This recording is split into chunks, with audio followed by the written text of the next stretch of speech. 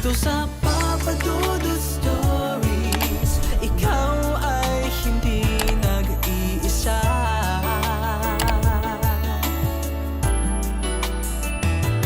Dito sa Papa Dudut Stories, may nagmamahal sa'yo. Papa Dudut Stories. Papa Dudut Stories. Dear Papa Dudut, sa lahat po ng mga nakatutok ngayon, huwag pong kalimutan mag-like, mag-share at mag-subscribe. Maraming salamat po sa inyong lahat.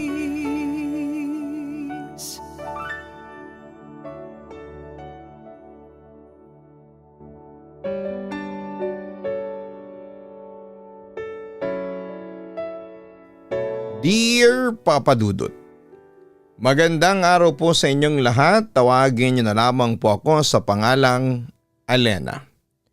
30 years old na sa ngayon at tubong Aringay, La Union. Pero nakatira kami ngayon ng family ko sa Project 7 sa Quezon City.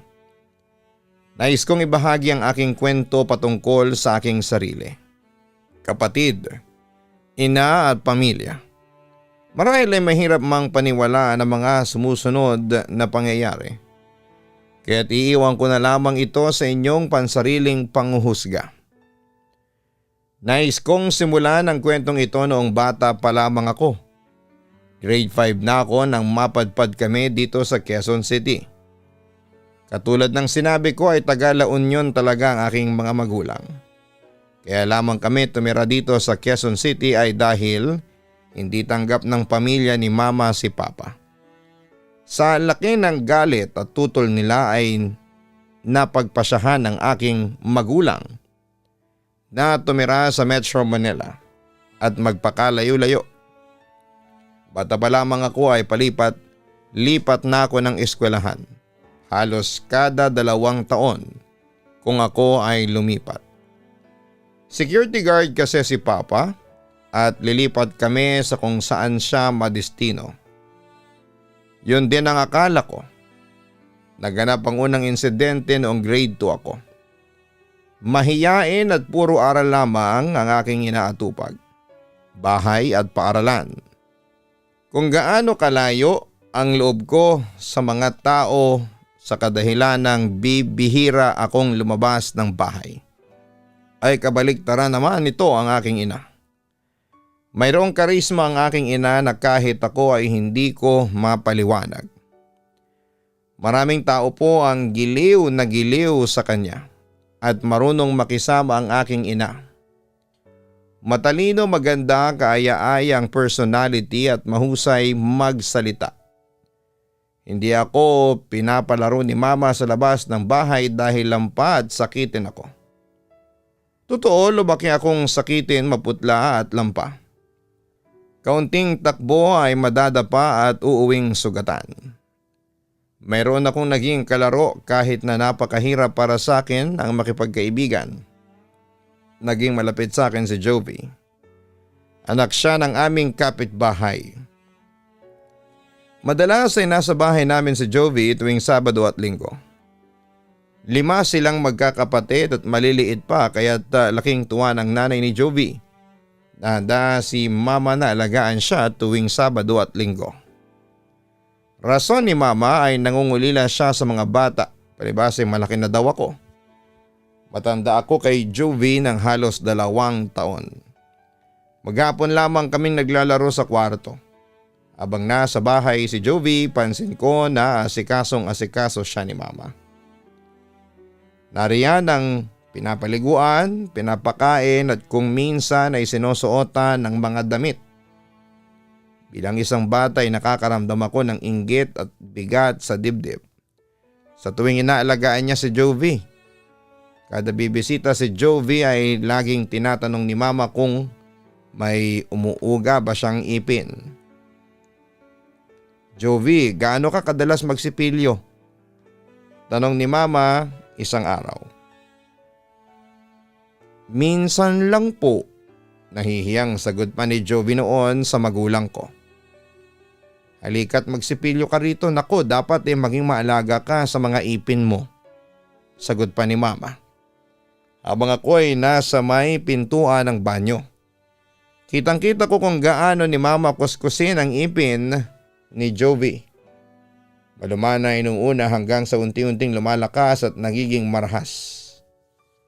Kita ko kung paanong pumiglas si Jovi. Napansin ni Mama na nasa likod lamang ako. Kunin mo nga yung sinulid, aba, itong si Jovi meron palang umuuga ng ipin. Utos niya sa akin.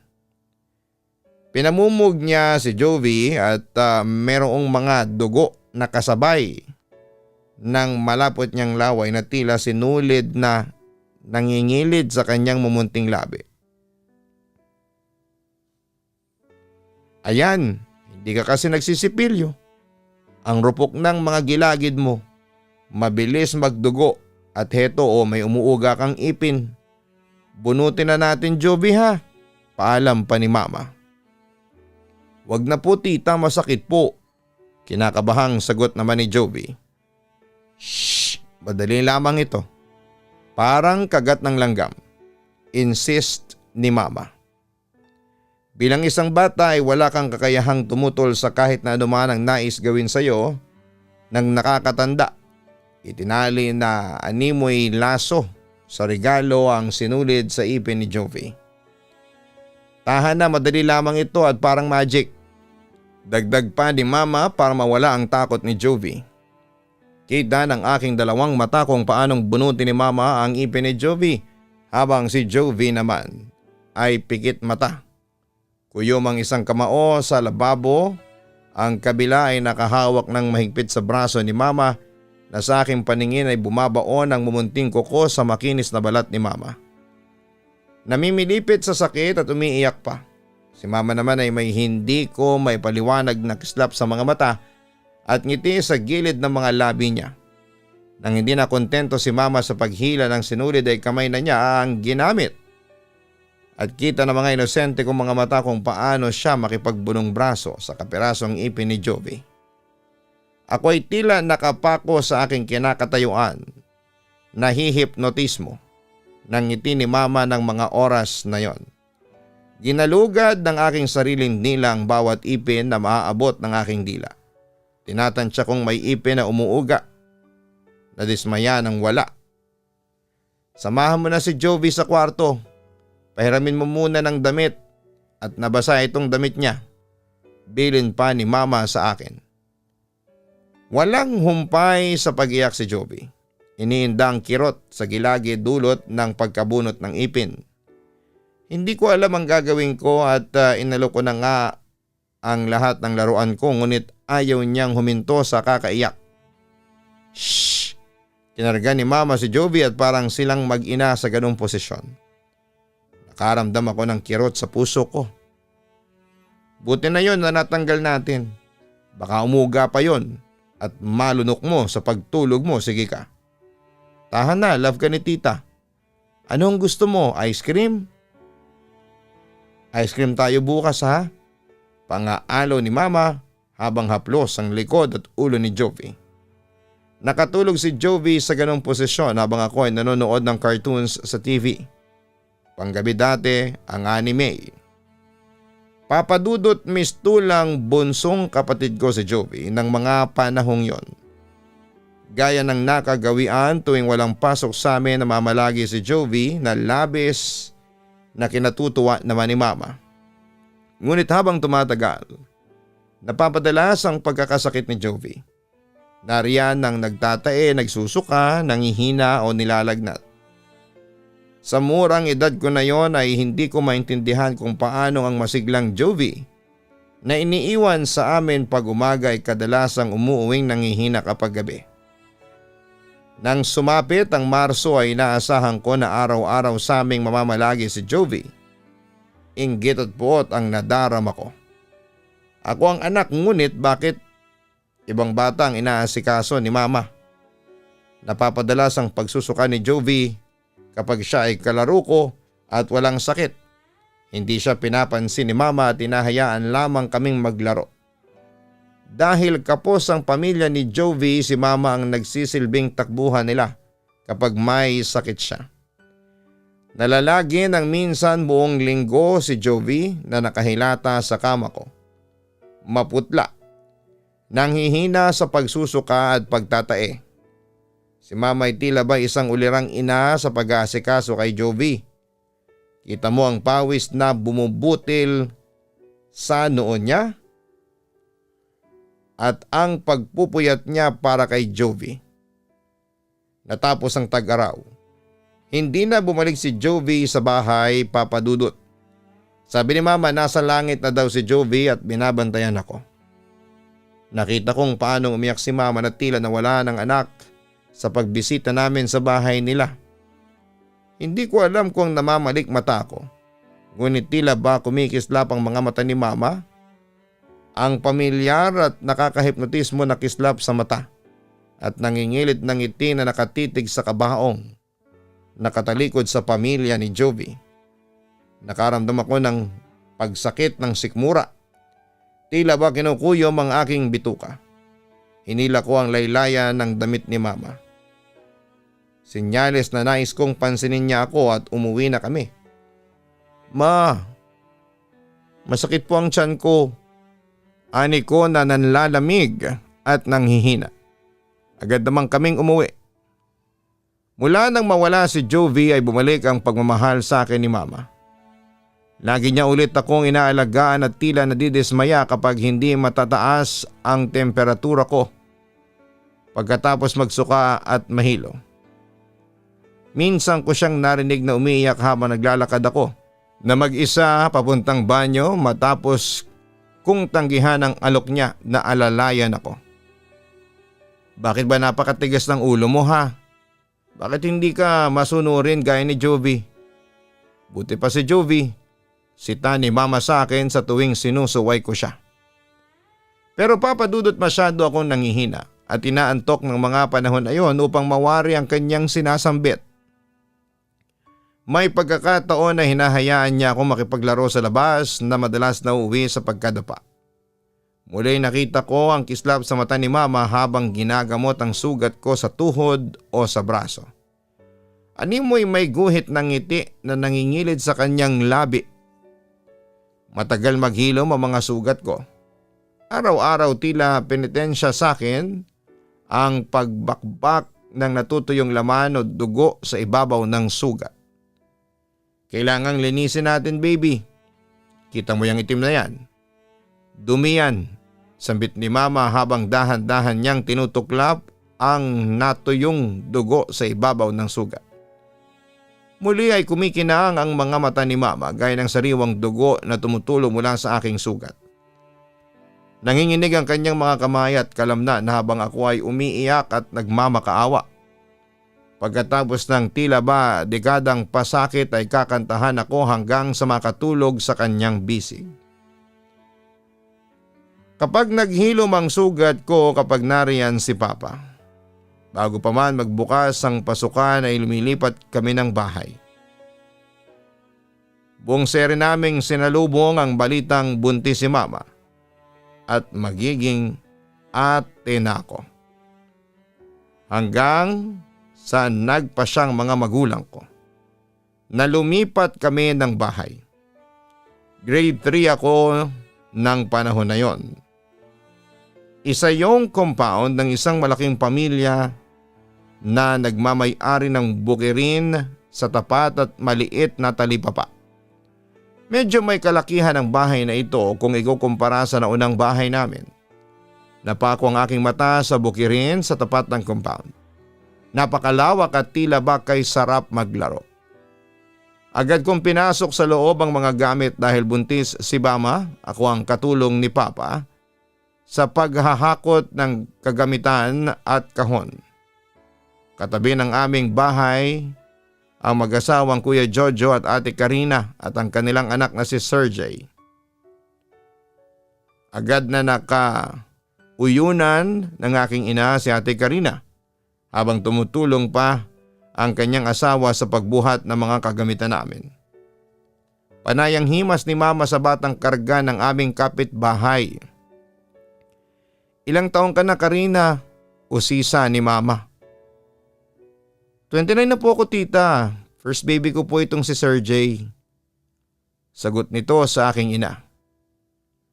Aba, kay lusog pero usog ha. Ako nga ito 8 taon bago nasundan. Diyos ko, hindi ko alam kung marunong pa akong kumarga ng bata. Narinig kong sabi naman ni mama. Tita naman, natural na sa atin yun. Ang buong akala ko nga hindi ko kakayanin ang maging isang ina. Sagot pa ni Ate Karina noon sa aking ina. Patuloy pa rin kami sa paghahakot nang magdesisyon akong tumigil panandali sapagkat tila ba nabato-balani ako. Nang namumuong kislap sa mata ni mama. Nagtago ako sa likod ng pintuan at nagmasid. Iha, napakasarap maging ina. Ibang ligaya na naidudulot ng pag-aalaga at walang katumbas na pag-aaruga ng isang ina. Ang sabi ni mama habang hinihimas ang braso ng bata. Pwede ko bang makarga si baby Sir J? Nais kong makita kung marunong pa akong maghele. Pakiusap pa ni mama. Agad na tumango si Ate Karina. Sige po tita, tamang-tama kukuha ko ng pamalit na pamunas kay baby. Maiwan ko po muna kayo saglit, aniya. Napakagandang tingnan ni mama habang hawak-hawak niya ang bata. Nakakaakit. Gusto kong magpakarga kay mama. Gusto ko ding ihele. Nadadarang ako ng aking pantasya na mapansin ko ang pagkislap muli ng mata ni mama. Kita ko ng aking dalawang mata kung paanong ikuyom ni mama ang kanyang mga labi paloob sa kanyang puting mga ngipin at kagati ng marahan ng pisngi ng bata. Naroon ang kakaibang ngiti gaya ng mga ngiti at panginginig ng laman noong nagdideliryo si Jovi sa kwarto. Umiyak ang bata na agad namang nagpabalik sa kanyang ina mula sa bahay. Di ata sa akin sanay si baby Sir J, sabi ni mama sa kanyang makarismang ngiti. Hala tita, sorry. Gutom na po ata si Sir J. Problema ko nga po kailangan ko na magtrabaho sa susunod na linggo. Si Jojo naman po hindi ko maasahan sa pag-aalaga. Samantala ay tumaas na ang aking balahibo at pinagpapawisan ako ng malamig noong mga sandaling yon. Hindi maaari. Wag, nakikiusap ako, wag. Nako Karina, maaari mo sa aking iwan si baby Sir J. Wala naman akong ginagawa buong maghapon at wala rin akong kasama. Hayaan mo ako muna mag-alaga kay baby Sir J. Suwestyon pa ni mama. Nais ko sanang sumigaw ngunit bakit? Para saan? Ito ang aking ina, nag-aabot ng tulong samantalang pinag-iisipan ko siya ng masama. Ngunit bakit? Nakalipas sa mga araw at buwan, wala namang kakaibang nangyayari kay baby Sir J. Hindi siya nagsusuka at nangihina. Hindi rin siya maputla. Sa tuwing uuwi ako sa hapon ay kita ko kung paano at gaano kasaya si mama habang hinihele si baby Sir J na napapalitan ng pagkauyam kapag binabalik na niya ang bata sa kabilang bahay. Minsan naisip ko, sana sanggol na lamang ulit ako. Nagpaalam sila Ate Karina kay mama, magbabakasyon daw muna sila sa Ilocos at baka isang linggo silang mawawala. Isasama nila si baby Sir J. Maaga kong nakauwi ng hapon na yon at kita ko kung gaanong kabalisa si mama. Naroong tulala lamang siya sa harapan ng salamin. Kinagabihan pumasok si mama sa aking kwarto na may dalang gatas. Inumin ko daw para tumangkad ako. Tumanggi ako sapagkat nagsipilyo na ako at mainit pa ang gatas. Bigla namang nanlisik ang mata ng aking ina at nanginginig ang kamay niya na pilit pinapainom sa akin ang gatas.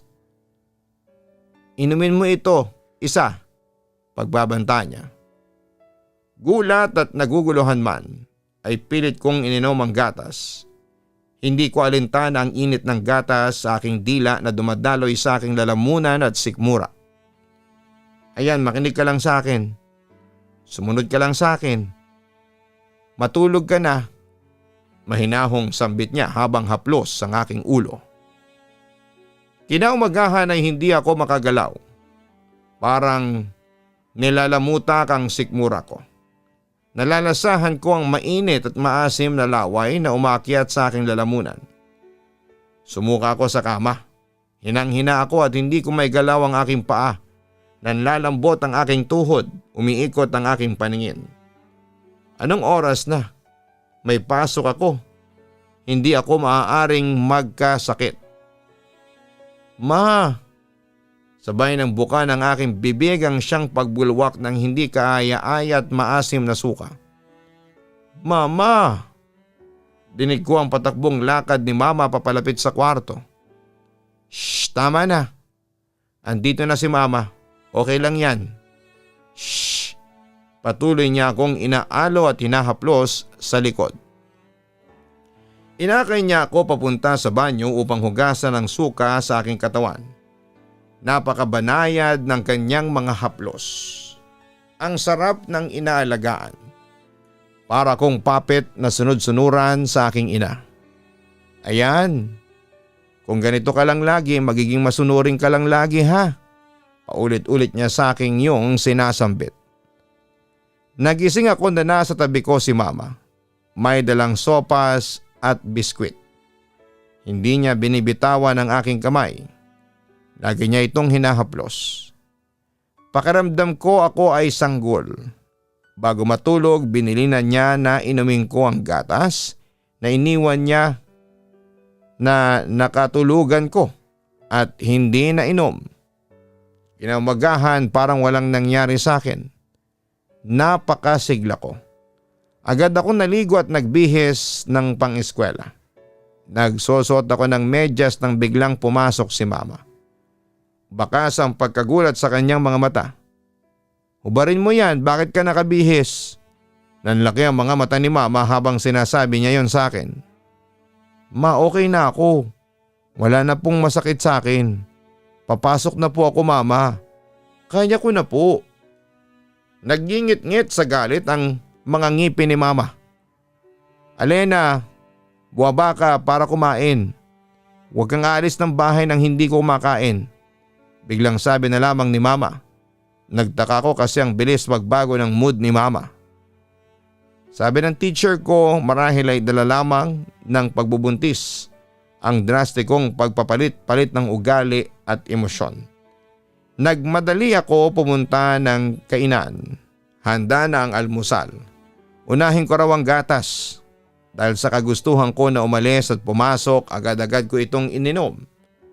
Hindi umiimik si Mama. Nakatingin lamang siya sa akin habang ako ay kumakain. Nakakailang ang titig niya sa akin sa aking bawat pagsubo. Hindi ko ito alintana. Paalis na ako ng bahay nang makaramdam na naman ako ng pamimilipit sa aking tiyan. Eto na naman. Parang hinuhukay at ginagalugad ang bawat sulok ng aking sikmura upang ilabas. Nararamdaman ko ang mainit at mahapding maasim na animoy asido na nagnanais kumawala sa aking sistema. Tumakbo ako sa aming banyo at sumuka. Pakiramdam ko ay naisuka ko ang aking lamang loob. Sobrang sama. Puwe. Nangihina ang aking tuhod at gumagapang papunta sa inodoro saka inangkla ang aking mga bisig upang pangsuporta sa demonyo sa aking bituka. Na inuubos ang aking lakas. Naramdaman ko ang yapak ni Mama papalapit sa banyo. Malumanay gaya ng boses niya nang sabihin niyang, "Sabi ko na sa iyo, Alena, hindi ka pa magaling. Halika't alagaan kita. Huwag ka kasing matigas ang ulo. Love ka ni Mama." Aniya. Tila anghel si Mama na mga oras na yon. Napakakalmado ng kanyang mukha. Walang bahid ng pangamba o pagkabahala. Napakapungay ng kanyang mga mata at tila nangungusap na ako'y sumunod na lamang. Hinayaan ko si Mama na dalhin ako sa kwarto upang magbihis. Sa bawat oras na makakaramdam ako ng kaginhawahan ay papainumin niya ako ng gatas o di kaya'y juice. Wala namang kakaiba sa lasa bukod sa kakaibang nararamdaman ko sa aking sikmura matapos kong uminom. Isang linggo akong hindi nakapasok sa paaralan. Nakakaulol ang mga haplos ni mama. Tila ba ako ay hinihele? Para sa isang bata, animoy droga ang pag-aaruga, pag-aalaga at pagmamahal. Makalipas ang 8 araw ay nagising akong wala si mama sa aking tabi. Nangihina man ang aking mga tuhod. Buhat ng 8 araw na pabalik-balik sa banyo para sumuka ay sinubukan kong hanapin si mama. Nakita ko siya sa balkonahe habang hawak si Baby Sir J. Mulit-muli ay tila ba tau-tauhan lamang ako. Hindi na ulit ako binigyan ng atensyon ni mama. Ngunit nakabalik na ako sa eskwelahan. Wala nang demonyo sa sikmura ko. Magaling na ulit ako. Lumipas sa mga buwan at pinanganak na ang aking kapatid. Halos lumukso ang aking puso sa tuwa. Sa wakas ay ate na ako. Meron na akong kapatid. Bakas din ang saya sa mga mata ni mama. Ngunit simula nang ipanganak ang aking kapatid, hindi pumapayag ang aking ina na hawakan ko ito. Gaya ng kay Baby Sir J, sa kapatid ko na pa ako lahat ng atensyon ni mama. Ayos lang naman sa akin, sadyang nami-miss ko lamang ang mga haplos at yakap ni mama. Pero di gaya ni Baby Sir J, naging sakitin ang aking kapatid. Halos lagi kaming nasa ospital. Nananariwa sa akin ang mga imahe ni Jovi. Pumunta sa bahay ang kapatid ni mama. Gusto kong isamang umuwi sa Quezon City upang magbakasyon at upang makilala ang ibang mga pinsan at kamag-anak. Ayaw ko mang iwan sila mama at aking kapatid ay naging madali para sa aking saloobin na sumama. Hindi rin naman ako mahal ni mama. May bago na siyang paborito. Hindi mahalaga na mawawala ako. Ayaw ko nang umuwi sa bahay, ayaw ko na kay mama. Nakiusap ako sa tita ko at lolo ko na magpapaiwan ako. Hindi ko inaakala na hindi tututol si mama. Matigas talaga ang ulo ni Alena. Hindi yan masunurin. Kayo nang bahala sa kanya. Dinig ko mula sa kabilang linya habang kausap ni tita si mama. Lumaki ako at nagdalaga. Wala nang demonyo sa bituka ko. Hindi na ako sakitin. Wala na rin akong balita kay mama at sa aking kapatid. Palagay ko ay dalaga na rin siya. Kumusta na kaya siya? Kasalukuyan akong intern sa isa sa mga hospital dito sa Quezon City. Mayroon akong isang pasyente na ayaw magpakuha ng dugo at magpaayos ng suwero sa iba, kundi sa akin lamang. Napapadalas ang dalaw at bisita ko sa kwarto niya. Kasabay nito ang kwentuhan. Nakapalagayan ko siya ng loob hanggang sa hindi ko namalayan na nailalahad na namin sa isa't isa ang mga personal na bagay. Nakita mo itong 2 ngipin na nawala sa itaas? Meron akong kaklase noon, ng grade 4 kami. Malapit ko siyang kaibigan. Minsan nang sabay kaming magpunta sa banyo ay nasabi niya ang patungkol sa umuugang ngipin. Nalamig ako sa sinabi ng babaeng kausap ko. Muli ay bumabalik sa mga imahe at alaala ko si Jovi. Sinubukan ko nang manatiling kalmado. Miss, okay ka lang? Tanong ng babae nang mapansin ata na wala ako sa aking sarili. Opo, okay lang ako. Sige po, ano pong nangyari? Pinakita ko sa kanya ang umuugang ngipin ko. Sabi ko na sa darating na Sabado, dadalhin ako sa dentista na labis kong kinakatakot. Kumikislap ang kanyang mga mata nang alokin niya ako na siya na lamang daw ang mag-aalis ng ngipin ko. Mapilit siya. Takot man ay pumayag ako. Sa isip ko noon ay mas okay ata na matali kong kaibigan na magtanggal imbes na dentista. At ang kanilang nakakatakot na mga kagamitan. Kasalukuyan akong nanginginig. Namamawis ang aking mga kamay. Tila ang alinsangan ng kwarto na yon kahit na malamig ang binubugang hangin ng aircon. Tinastas niya yung sinulid sa laylayan ng palda niya, saka tinali sa aking ipin. Pwersahan niya itong binunot. Pilit niya akong kinukumbinsi na siya ang nagtatanggal ng sarili niyang mga ngipin at hindi naman ito masakit, pero iha, yun na atang bangungot sa aking pagkabata. Nang matanggal na niya ang isa kong ipin, akma siyang tatalikod at ako ay yuyuko nang masiko niya ang aking pisngi. Iyak ako ng iyak noon sa sakit. Tingnan ko nga ulit. Sabi niya. Agad ko naman binuka ang aking bibig at walang habas niyang binunot ang katabing ngipin ng kakabunot lang. Malambot ang gilagid ko noon dahil sa nalamog na pagkakasiko at pagkakabunot ng unang ngipin kaya't napakadali para sa kanya na mabunot ang pangalawa. Walang tigil noon ang dugo na dumadaloy sa aking bibig. Takot na takot ako. Samantalang ang kaklase kong iyon ay tuwang-tuwa. Kumikislap ang kanyang mga mata sa tuwa. Na ospital ako dahil sa labis na pagdurugo. Nakaabot sa pamilya namin ang nangyari. Nagbigay ang magulang niya ng pampaospital. Inisip nila parte lamang yon ng kalokohan ng bata. Ngunit simula noon ay lumayo na ako sa kanya. Nagdaan ang mga araw na kapag sumusulyap ako sa kanya akma siyang dudukot sa bag at ilalabas ang maliit na pakete saka mag-aarte sa hangin na animoy bumubunot ng ngipin. Ilang gabi akong hindi pinatulog ng bangungot na yon na nagiging realidad na. Totoo palang nangyari yon at heto ang dalawang bakante sa bibig ko. Miss, ayos ka lang ba? Nabingi ako ng mga alaala. Ma'am, ano po bang pangalan ng kaklase mo? Linda. Hindi ko makakalimutan ang pangalan. Linda Magpayo. Pakiramdam ko ay binuhusan ako ng malamig na tubig, Papa Dudut. Hindi ako makakilos. Namamawis ang palad ko at tila hinahalukay ang aking sikmura pabalik. Ang Linda na tinutukoy ng kausap ko ay walang iba kundi si Mama. Papa Dudut, alam ko na marami sa inyo ang magtataka kung ano ang meron kay Mama at kung saan ang nakakatakot na parte ng kwento ko. Well, natatakot ako mismo sa aking ina. Dahil bata pa lamang ako ay naoobserbahan ko na. Alam kong hindi siya pangkaraniwan. Ramdam ko noon pa lamang na may something wrong sa kanya. At yun ang kinakatakot ko hanggang ngayon. Sa ngayon po, Papa Dudut, ay kasama ko na ulit si Mama pero naroon pa rin yung confusion ko tuwing magkasama kami. Oo, mahal ko siya pero ginagawa ko ang lahat para hindi niya ako maging favorite. Kasi napapansin ko, sa tuwing ako ang paborito niya ay hindi maganda ang nararamdaman ko. Ewan ko ba?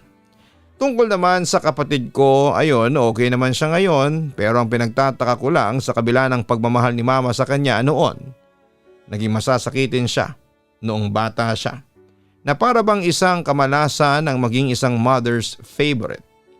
Nawala lamang yon nung maging teenager na ang kapatid ko at nabaling ang atensyon ni Mama sa ibang bata. Papa Dudut, hanggang dito na lamang ang sulat ko. Muling maraming salamat at magandang araw po sa inyong lahat. Lubos na gumagalang, Alena. Maraming salamat, Alena, sa pag-share mo ng iyong kwento sa aming programa. Naunawaan namin ang iyong problema. Tingin namin natatakot ka sa iyong ina dahil sa mabilis nitong pagbabago ng mood o personality at sa kakaiba nitong pagkahilig sa mga bata. Bagamat naapektuhan ka sa pag-uugali ng iyong ina, bilang anak ay unawain mo na lamang siya. Ipakita at iparamdam mo pa rin sa kanya na mahal mo siya. Dahil sa kabila ng kanyang kakaibang personality, ay naging mabuting ina pa rin naman siya sa iyo. Inalagaan kanya at minahal. Kung hindi ka man komportabling maging mother's favorite, at least, ibigay mo lamang sa kanya ang iyong buong respeto at pangunawa at pagmamahal. Dahil sa tingin ko ay deserve ng lahat ng magulang ang irespeto at mahalin. Huwag kalimutan na suportahan at makinig din po sa Kaistorya YouTube channel para sa ibang horror stories. Manood din po ng Papa Dudut Family YouTube channel. Maraming salamat po.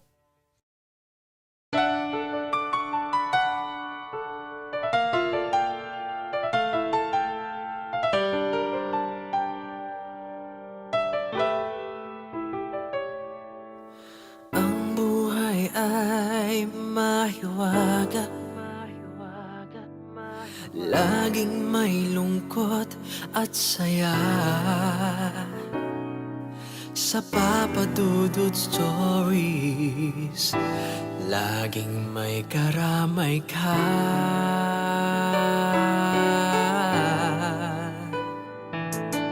Mga problemang kay bigat, dito ay pakikinggan ka. Sa Papa Dudut Stories, kami ay iyong kasama. Dito sa Papa Dudut Stories, ikaw ay hindi nag-iisa.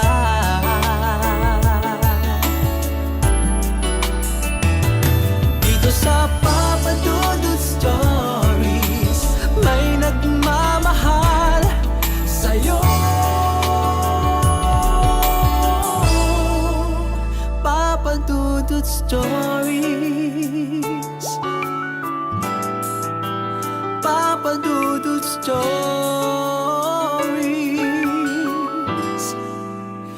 Papa Dudut Stories.